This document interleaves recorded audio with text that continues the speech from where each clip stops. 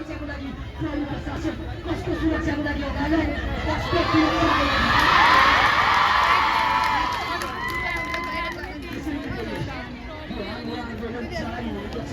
देश पिउनुपर्छ।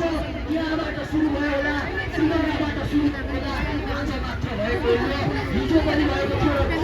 कति भनाइने कुरा, हिजो मेरो बुवाले पनि कुनै मलाई पेन्सिलको न्यायको लागि लड्नु पर्यो, आज मैले पनि लड्नु परेको छ, भोलि मेरो छोरीले लड्नु पर्यो। त्यसैले पनि बलात्कारीलाई झुन्डाइ हात, बलात्कारीलाई फाँसी दे, बलात्कारीलाई फाँसी दे, महिला हिंसा बन्द गर, सहमति चल्दैन, सहमति चल्दैन। एउटा बलात्कारीलाई 20 वर्षसम्म तपाईँ हामीले तिरेको करले पालन पोषण गर्नुपर्ने, त्यस्तो पनि न्याय हो?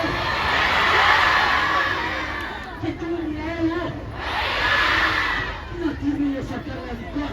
जब बलात्कारीलाई पालन पोषण गर्छ भने किन तिर्ने हामीले कर? हामी तिर्दैनौँ कर।